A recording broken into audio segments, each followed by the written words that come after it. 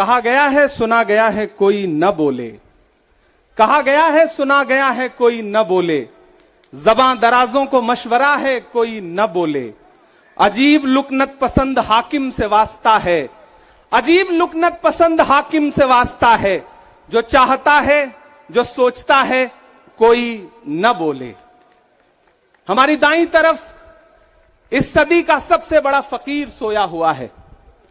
मैं उनकी समाधि से बिल्कुल करीब खड़ा होकर के संकल्प सत्याग्रह में मेरी आंखों के सामने तपती दोपहरी में बड़ी तादाद में मौजूद कांग्रेस पार्टी के सिपाहियों को सलाम करता हूं। नवरात्रि चल रही है, रमजान चल रहा है, मैं रोजे की हालत में हूं। आप तमाम साथी ऐसे होंगे जिन्होंने नवरात्रि के व्रत रखे होंगे और इस पवित्र सप्ताह के बीच में हम खड़े हैं एक हाकिम की सनक के से उपजे हुए एक फैसले के खिलाफ।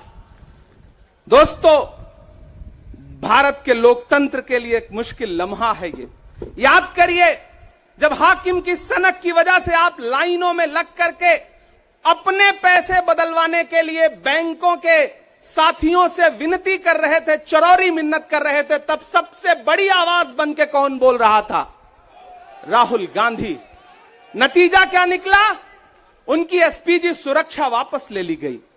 याद करिए, जब गब्बर सिंह टैक्स लगा करके छोटे व्यापारियों को बर्बाद करने का सपना पाला था इस सरकार ने, तो सबसे मजबूत आवाज बन के कौन बोल रहा था?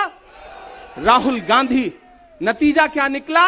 हजारों करोड़ रुपए खर्च करके उनके पीछे ट्रोल आर्मी लगा दी गई। उनकी इमेज खराब करने के लिए जितने तरीके अपना सकती थी भारतीय जनता पार्टी उसने अपनाया। याद करिए कि जब राफेल के मुद्दे पर, राफेल में हुई लूट के खिलाफ एक अकेला शख्स पूरे देश में खड़ा होकर के चौकीदार से पूछ रहा था कि आपकी चौकीदारी का सवाल है, बताइए सच्चाई क्या है, तब उनके पीछे 55 घंटे उन्हें ईडी के ऑफिस में बिठा करके पूछताछ की गई। मेरे भाई, उस शख्स ने क्या गुनाह किया? क्या कसूर है उनका? उनका कसूर इतना है कि जब देश में नफरतें सर चढ़ करके बोल रही थी तो उस शख्स ने कहा कि मैं भारत जोड़ने के लिए अपने पैर के छालों की परवाह किए बगैर 4000 किलोमीटर चलूंगा। यह कसूर है राहुल गांधी का। यह कसूर है राहुल गांधी का कि वह एक शहीद पिता के बेटे हैं। यह कसूर है उनका। यह कसूर है उनका कि उनकी दादी ने इस देश की मिट्टी के लिए अपने खून का एक एक कतरा कुर्बान कर दिया। यह कसूर है उनका। आज भारतीय जनता पार्टी के लोग हाउस में खड़े होकर के, सदन शुरू होते ही 1 मिनट भी सदन नहीं शुरू हुआ रहता था और खड़े होकर के राहुल गांधी माफी मांगो के नारे शुरू कर देते थे। किस बात की माफी? क्योंकि वो भारत जोड़ रहे हैं, वो लोकतंत्र को बचाने की बात कर रहे हैं। अरे भाजपाइयों, माफी तो आपको मांगनी चाहिए। 15 लाख के झूठे जुमले के लिए माफी मांगो, बढ़ती हुई महंगाई के लिए माफी मांगो, अच्छे दिन के झूठे वादों के लिए माफी मांगो, लोकतंत्र को कुचलने के लिए माफी मांगो, महंगाई के खिलाफ माफी मांगो, 400 का सिलेंडर 1100 रुपए करने के लिए माफी मांगो, 58 रुपए का पेट्रोल 100 रुपए का करने के लिए माफी मांगो, हिंदू को मुसलमान से लड़ाने के लिए माफी मांगो, सिख को ईसाई से लड़ाने के लिए माफी मांगो। माफी तो तुम मांगो। और अगर तुम ये कहते हो कि राहुल गांधी ने विदेश में जाकर के भारत का अपमान किया, तो प्रधानमंत्री जी, मैं आपसे पूछना चाहता हूं कि जब दोहा में, शंघाई में, कैलिफोर्निया में, अमेरिका में खड़े होकर के आप कह रहे थे कि भारत तो सपेरों का देश है, भारत में पैदा होना तो पाप है, प्रधानमंत्री जी, माफी तो आपको मांगनी चाहिए। मैं आज प्रियंका दीदी को सुन रहा था, मेरी आंखों में आंसू थे उनका भाषण सुन करके। पिछले कुछ हफ्तों में 2 बार मेरी पलकें नम हुई। पहली बार तब हुई जब हम संसद भवन से तमाम सांसद निकल रहे थे और एकाएक हमने सीपीपी ऑफिस में देखा कि राहुल गांधी जी को 2 साल की सजा दे दी गई। उन लम्हों में मेरी आंख में आंसू थे। मैं शायर हूं तो मैं भावुक हूं, शायद इसलिए मेरी आंखें नम हो जाती हैं ऐसे लम्हों में। आज जब प्रियंका जी बोल रही थी तो मैं उन्हें सुनकर के भी मैं नम हो गया। यह जुल्म है कि जुल्म को कहता हूं साफ जुल्म। यह जुल्म है कि जुल्म को कहता हूं साफ जुल्म। क्या जुल्म कर रहा हूं? मुझे मार दीजिए। जो जख्म बांटते हैं उन्हें जीस्त पे है हक। मैं फूल बांटता हूं, मुझे मार दीजिए। फिर उसके बाद हिंदुस्तान वालों, फिर उसके बाद शहर में नाचेगा हू का शोर, फिर उसके बाद शहर में नाचेगा हू का शोर। मैं आखिरी सदा हूं, मुझे मार दीजिए।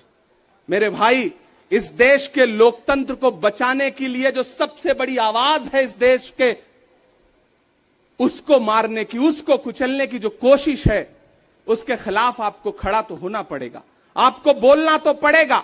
मैं कभी कभी सोचता हूं कि जब मैं कभी समाधि पर जाऊं तो क्या मुंह दिखाऊंगा महात्मा गांधी को, मैं क्या मुंह दिखाऊंगा राजीव जी को, हम क्या मुंह दिखाएंगे इंदिरा जी को, कि उनके वारिस के साथ, उनके घर के चश्मो चिराग के साथ इस तरह की अपमानजनक बातें की जा रही हैं और देश खामोश बैठा है। सवाल आपसे है, सवाल यहां बैठे हुए लोगों से नहीं है, सवाल आपसे है जो आप कांग्रेस की मोहब्बत में यहां आए हुए। मैं आपको सलाम करता हूं, मैं जानता हूं आप राहुल गांधी जी से मोहब्बत करते हैं, कांग्रेस पार्टी से मोहब्बत करते हैं, प्रियंका जी के सम्मान में आए हुए हैं, खड़गे साहब के सम्मान में आए हुए हैं, मैं जानता हूं, वरना इस तपती दोपहरी में व्रत रख के, रोजा रख करके कौन परेशान होने के लिए आता। आपको मोहब्बत है पार्टी से, लेकिन नया पाने की चाहत में पुराना छूट जाता है। तुझे अपनाऊं तो मुझसे जमाना रूठ जाता है। मोहब्बत पढ़ने लिखने में बहुत आसान है, लेकिन मोहब्बत को निभाने में पसीना छूट जाता है। मैं जानता हूं कि आप पसीने के बीच भी, आप तपती दोपहरी के बीच भी यहां बैठे हैं। क्यों? क्योंकि आपके मन में पीड़ा है, आप देख रहे हैं कि लोकतंत्र को किस तरह से कुचला जा रहा है। मेरे भाई, ये एक मुश्किल वक्त है। मैं इस मंच पर खड़ा होकर के, गांधी समाधि के इस मंच पर खड़ा होकर के पूरे देश का आह्वान करता हूं कि अब समय राहुल गांधी के सत्याग्रह का नहीं है। अब राहुल गांधी जी से आगे बढ़ करके देश के एक एक व्यक्ति के ऊपर बात आ गई है। एक ऐसी आवाज जो आपके लिए संसद में बोल रही थी, कसूर क्या था? उन्होंने प्रधानमंत्री जी के भ्रष्टाचारी मित्रों के खिलाफ आवाज उठाई। उन्होंने पूछा कि 20,000 करोड़ रुपया कहां से आया अडानी की कंपनियों में। उन्होंने पूछा कि नीरव मोदी ने, ललित मोदी ने, मेहुल चौकसी ने जो इस देश को लूटा है, उसका जवाब प्रधानमंत्री जी को देना पड़ेगा।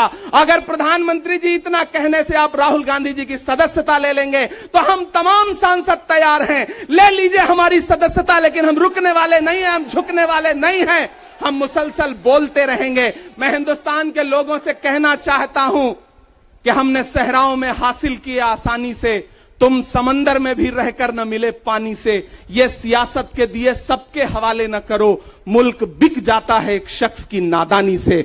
इस शख्स की नादानी से देश बिक रहा है, लोकतंत्र मटिया मेट हो रहा है, संविधान को कुचला जा रहा है। और वो आखिरी सदा जो 7 फरवरी को गूंजी थी पार्लियामेंट में, उसको भी खामोश करने के लिए उसे संसद से निकाल दिया गया है। मैं देश से कहना चाहता हूं कि उन्होंने राहुल गांधी जी को संसद से निकाल दिया है। देश सुने इस बात को कि नरेंद्र मोदी जी और उनकी सरकार ने साम दाम दंड भेद इस्तेमाल करके राहुल गांधी को संसद से निकाल दिया है। अब देश के ऊपर फैसला है, उन्होंने संसद से निकाला है। देश के लोगों, राहुल गांधी को अपने दिल में रखो, अपने दिल में बिठाओ, निकलो पूरे देश में, करो सत्याग्रह। देखते हैं इस हुकूमत की तानाशाही में कितनी ताकत है। अगर कांग्रेस का एक एक कार्यकर्ता जो अपने घरों पर कहीं बैठा हुआ है, मैं उससे भी आह्वान कर रहा हूं कि राहुल गांधी से बढ़ करके ये मसला इस देश के लोकतंत्र तक आ गया है, इसे बचाइए। और राहुल जी शायद अपने घर पर होंगे, यहां हम हजारों की तादाद में उनको समर्थन देने के लिए जुटे हैं। मैं तो बस इतना कह रहा हूं कि मेरे भाई, आपको एक बात समझनी है, और वो ये है कि इस मुश्किल वक्त में हमें राहुल जी से ये कहना है कि लहू में भीगे तमाम मौसम गवाही देंगे कि तुम खड़े थे। एक आखिरी नज्म सुना करके मैं आपसे विदा लूंगा कि लहू में भीगे तमाम मौसम गवाही देंगे कि तुम खड़े थे। शहर का सूरज गवाही देगा कि जब अंधेरों की कोख से निकलने वाले ये सोचते थे कि कोई जुगनू बचा नहीं है, तो तुम खड़े थे, तुम खड़े थे। तुम्हारी आंखों के ताकचों में जलती मशालों ने नई मनाजिल हमें दिखाई। तुम्हारे भाई, तुम्हारी बहनें, तुम्हारी माएं, तुम्हारी मिट्टी का जर्रा जर्रा गवाही देगा कि तुम खड़े थे। हमारी धरती के जिस्म से जब हवस के मारे ये सोचते थे कि सियाह जोंकों की तरह चिमटे तो तुम खड़े थे। तुम्हारी हिम्मत, तुम्हारी अजमत और इस्तकामत तो वो हिमालय है कि जिसकी चोटी तलक पहुंचना न पहले बस में रहा किसी के, न आने वाले दिनों में होगा। सो आने वाली तमाम नस्लें गवाही देंगी कि तुम खड़े थे, कि तुम खड़े थे। हम तमाम लोग, मैंने कहा ना बहुत सारे लोग यहां व्रत रख करके आए हुए हैं, मैं रोजे से हूं।